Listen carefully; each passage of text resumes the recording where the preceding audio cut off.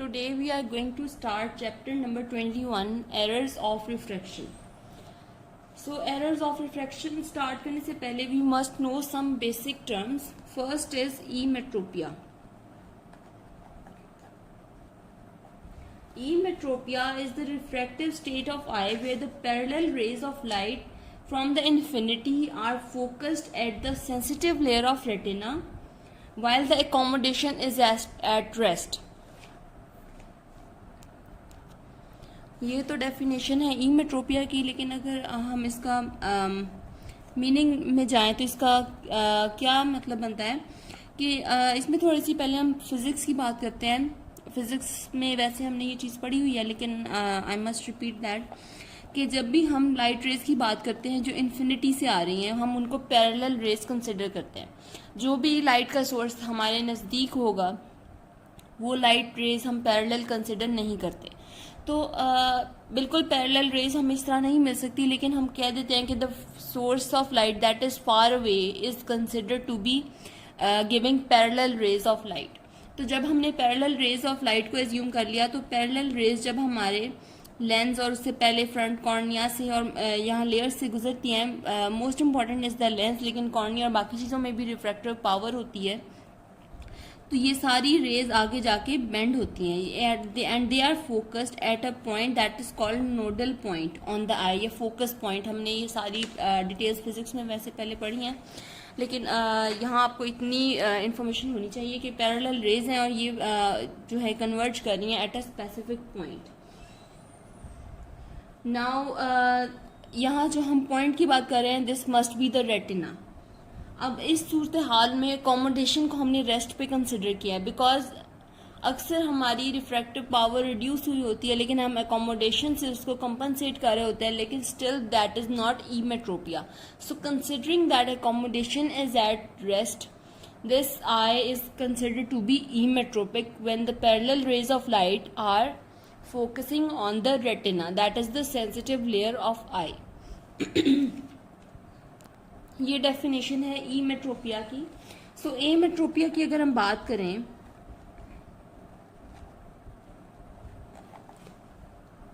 It is completely opposite to the emmetropia. Ametropia is the state where the light from the infinity is not focused on the retina. So ये state है जहाँ पे हमारे refractive errors अगर करें। एमेट्रोपिया में आगे हमने 3 टाइप्स देखनी है, हाइपरमेट्रोपिया, इसके अलावा मायोपिया एंड एस्टिग्मेटिज्म। इन सबको हमने आगे बारी बारी स्टडी करना है। So first we are going to study myopia. Myopia अगर हम अच्छी तरह समझ लें तो हाइपरमेट्रोपिया हमारे लिए बहुत इजी हो जाएगा। मायोपिया के इसके अलावा और क्या नेम है कि आपसे एमसीक्यू में पूछ लिया जाता है, बच्चे अभी तक इस बात में कंफ्यूज रहते हैं कि ये इसको इस तरह से क्यों कहा गया कि myopia is near sightedness. Myopia अगर हम आम लफ्ज़ों में कहें तो जिस के दूर की नज़र कमज़ोर है, लेकिन हम नियर साइटेडनेस उस लिहाज से कहते हैं कि इंसान को नियर जो है साइट उसकी ठीक है, यानी उसको करीब की चीज़ें सही नज़र आ रही हैं, तो उस लिहाज से हम इसको कहते हैं नियर साइटेडनेस या फिर शॉर्ट साइटेडनेस। सो मायोपिया की अगर हम डेफिनेशन देखें, so this is the refractive error where the parallel rays are focused in front of retina. यहाँ हमने ईमेट्रोपिया की जो बात की कि लाइट रेज फोकस नहीं हो रही रेटिना पे, तो हाइपरमेट्रोपिया और मायोपिया में यही डिफरेंस आता है कि मायोपिया में रेटिना से पहले फोकस हो रही हैं और हाइपरमेट्रोपिया में behind the retina light rays focus हो रही है। इन आइदर केस हमारी विजन में क्लैरिटी नहीं है, लेकिन मायोपिया और hypermetropia still are 2 different things. So हम मायोपिया को देख रहे हैं पहले। तो मायोपिया की एटियोलॉजी क्या है, क्या वजह बनती है मायोपिया की? एटियोलॉजी अगर हम या कॉजेज देखें मायोपिया की, first is the curvature. Curvature में बात करें तो हम कॉर्निया और लेंस दोनों की बात करेंगे, बिकॉज वो दोनों पार्ट ले रहे हैं इन द रिफ्रैक्शन।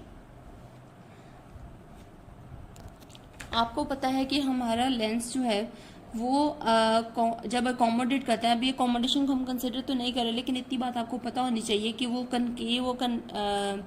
ज़्यादा कन्वेक्स और कम कन्वेक्स हो सकता है अकॉर्डिंग टू द नीड।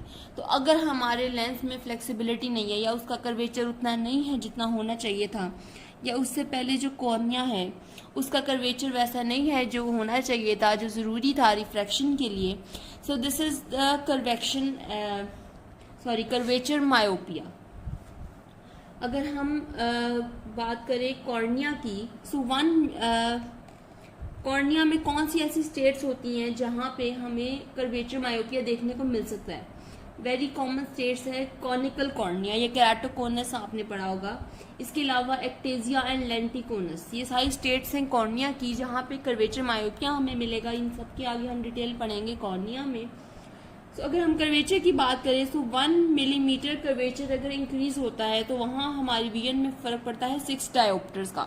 जितनी एक चीज़ ज़्यादा कन्वेक्स होती जाएगी उतना ज़्यादा जो है उसकी बेंडिंग ज़्यादा होगी लाइट की। एक चीज़ जो यहाँ नॉर्मल कर्वेचर पे यहाँ पे बेंड कर रही थी लाइट रेज को, अब जब वो ज़्यादा कर्वेचर हो गया है तो वो बहुत पहले ही उससे लाइट रेज को कन्वर्ट कर देगी। सो रिजल्टिंग इन मायोपिया, यानी कि light rays are focused in front of retina. Second thing is axial, या पहले हमने बात की कर्वेचर की। Second is axial myopia, that is increase in the interior posterior diameter of the globe.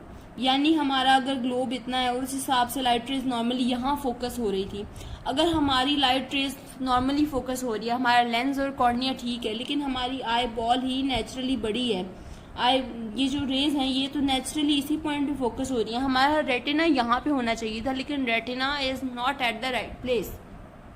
ये नहीं है कि रेटिना पीछे चला गया, यहाँ पे proportionate increase in the interior posterior diameter of the eye हमें नजर आ रहा है। That is the axial length of the eye. जो इंटीरियर पोस्टीरियर लेंथ है इसको हम एक्सियल लेंथ कहते हैं, and resulting myopia is called axial myopia. Next is index myopia. Index myopia की जब हम बात करेंगे तो यहाँ मसला है कोई लेंस में, स्पेसिफिकली लेंस में। कर्वेचर में लेंस और कॉर्निया दोनों शामिल है, इंडेक्स मायोपिया में ओनली लेंस।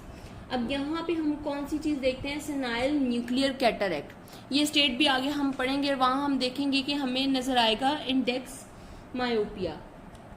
जब न्यूक्लियस की रिफ्रैक्टिव पावर बढ़ती है तो लेंस की कंप्लीट रिफ्रैक्टिव पावर बढ़ गई है, यानी कि लेंस हमारा अब लाइट रेज को पहले फोकस कर रहा है जहाँ रेटिना है उससे पहले, यानी in front of retina light rays are focused more. अब अगर ये हमने 3 टाइप्स पढ़ ली, इसके अलावा एक है पोजिशनल मायोपिया। पोजिशनल मायोपिया में ये होता है कि फॉरवर्ड डिस्प्लेसमेंट ऑफ लेंस होगी, ये due to interior displacement of crystalline lens of the eye, the light rays are focused in front of retina. So ये कुछ कॉजेज थी मायोपिया की, एटियोलॉजी हमने डिस्कस कर ली। अब है types of myopia.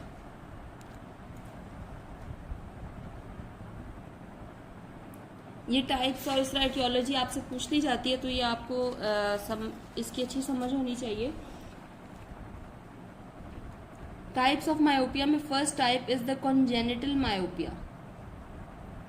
Congenital myopia इसके नाम से पता चल रहा है कि this is present at birth, यानी आई बॉल सपोज अगर एट बर्थ ही बड़ी है, नेचुरली हमने देखा कि इन्फेंट इज हाइपरमेट्रोपिक, यानी उसकी आंख अभी छोटी है, उसने डेवलप होना है 8 ईयर्स तक, लेकिन वो उसकी उम्र के लिहाज से उसकी आइज पहले ही बड़ी हैं। सो this is called congenital myopia. और ये यूनिलैटरल भी हो सकता है, बायलैटरल भी हो सकता है। और in order to achieve better vision, जब आई कंपनसेट करती रहेगी और इसका कोई इलाज नहीं किया जाएगा, this can result in convergent squint. So convergent squint की एक ये वजह भी हो सकती है जो आगे हम डिटेल से पढ़ेंगे। Then second is simple myopia. Simple myopia means के eyeball size keeps on increasing even after age of 8, यानी एट बर्थ उसका साइज बिल्कुल ठीक था, लेकिन जैसे जैसे डेवलपमेंट होती गई उसका साइज बढ़ता गया 8 ईयर्स तक उसने नॉर्मल साइज भी अटेन कर लिया, लेकिन 8 ईयर्स के बाद भी आई बॉल का साइज बढ़ता गया है। So this will result in myopia. जैसे हमने पहले देखा कि आई बॉल का साइज जब बड़ा हो जाएगा तो लाइट रेज नॉर्मली फोकस हो रही हैं, लेकिन चूंकि आई बॉल का साइज नॉर्मल से बड़ा है तो वो हमें लगेगा that they are focused in front of retina. इस केस में रेयरली 6 डायोप्टर तक जाती है, इससे ज़्यादा नहीं जाएगी। Then third type is pathological myopia. Pathological, इससे नाम से पता चल रहा है कि आई में ऐसी कोई स्टेट चल रही है, कोई सेकेंडरी कॉज है जो मायोपिया कॉज कर रहा है, यानी डिजेनरेटिव चेंजेस चल रही हैं आई में। और इस केस में 15 to 20 डायोप्टर का डिफरेंस जो है हमें नज़र आ सकता है। और इसकी हम एक और लिहाज से भी टाइप्स कर सकते हैं, जैसे हमने की कंजेनिटल, सिंपल और पैथोलॉजिकल। इसी तरह इसकी हम टाइप्स कर सकते हैं low myopia, medium myopia and high myopia. Low, medium and high ये किस लिहाज से हैं? लेस देन 3 डायोप्टर है लो मायोपिया, 3 to 6 डायोप्टर है मिडल या मीडियम मायोपिया, और high myopia is greater than 6 dioptre. एक ये क्लासिफिकेशन आपने याद रखनी है। अब आके हमने जो डिटेल पढ़नी है वो है पैथोलॉजिकल मायोपिया की, यानी इसमें क्या पैथोलॉजी होती है जिसकी वजह से हमें मायोपिया नज़र आता है। सो पैथोलॉजिकल मायोपिया की बात करते हैं। हमने पहले देखा कि आई बॉल का साइज जो है बढ़ता जा रहा है, इस वजह से स्क्लेरा जो है, जो आउटर मोस्ट कवरिंग है, ज़ाहिर बात है उसने आई को ऐसे सराउंडिंग कवर किया हुआ है। इस तरह तो नहीं होती आई, लेकिन सपोज अब अगर आई में डिजेनरेटिव चेंजेस चल रहे हैं, आई का साइज बढ़ता जा रहा है, तो ये स्क्लेरा जो है उसको होल्ड नहीं कर पा रहा, जो सारी चीज़ें अंदर साइज इंक्रीज होता जा रहा है। सो स्क्लेरा के अंदर हमें क्या नज़र आएगा? Degenerative changes. जब यहाँ डिजेनरेटिव चेंजेस नज़र आएंगी तो हमें कुछ साइंस नज़र आएंगे आई में, जो हम देखेंगे with the help of slit lamp या अदर जो है इन्वेस्टिगेशंस करेंगे, हमें ये चीज़ें नज़र आएंगी। अगर हम ओवरऑल बात करें तो हमारा जो रेटिना है, जो फंडस है, हमें उसको कहते हैं टेसिलेटेड फंडस या मोज़ेक पैटर्न, क्योंकि इसके अंदर हमें काफ़ी सारी चीज़ें नज़र आ सकती है। First of all is the myopic crescent at the level of optic disc, यानी ऑप्टिक डिस्क के ऊपर यहाँ है नॉर्मली ऑप्टिक डिस्क प्रेजेंट, तो इसके अराउंड हमें इस तरह से क्रीसेंट नजर आएगा, that is called myopic crescent. And further towards the temporal side we see a super traction crescent also, यानी इस तरह से हमें साइन नजर आएगा। यहाँ ऑप्टिक डिस्क नॉर्मल प्रेजेंट है, तो इसके साथ हमें myopic crescent and super traction crescent नजर आएगा। उसके बाद हमने देखा कि जैसे जैसे आईबॉल का साइज बढ़ता जा रहा है, तो Bruch's membrane, that is the inner most layer of choroid, वहाँ पे ब्रेक्स आना शुरू हो जाएंगे, because that is very sensitive layer of choroid. यहाँ पे जब ब्रेक्स आएंगे in the inner most layer of choroid, we call that lacquer cracks. जब लैकर क्रैक्स पड़ जाएंगे, उसके बाद क्या होगा कि अब कोरॉइड का आपको पता है कि ये न्यूट्रिशन दे रही है सारी आई को, मतलब most of the structures, not all. So अब यहाँ पे हमें नजर आएगी न्यू वास्कुलराइजेशन। एक पड़ गए क्रैक्स पहले, उसके बाद होगी न्यू वास्कुलराइजेशन। जब न्यू वास्कुलराइजेशन होगी तो आपको पता है कि जब भी न्यू वेसल्स बनती हैं वो होती हैं लीकी, और प्लस बहुत ज़्यादा ज़रूरत हमें पड़ रही है न्यूट्रिशनल सप्लाई की।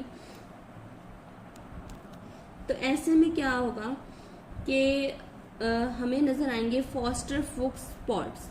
ये क्या है? क्योंकि बहुत ज़्यादा वेसल्स बन रही हैं और ये इतनी कंपनसेट नहीं कर पा रही, ये लीकी वेसल्स हैं। यहाँ पे सॉर्ट ऑफ हमें हेमरेज टाइप नज़र आएगा, यानी कि पिगमेंटेशन और हेमरेज होगी, जिसको हम कहते हैं फॉस्टर फुक्स स्पॉट्स।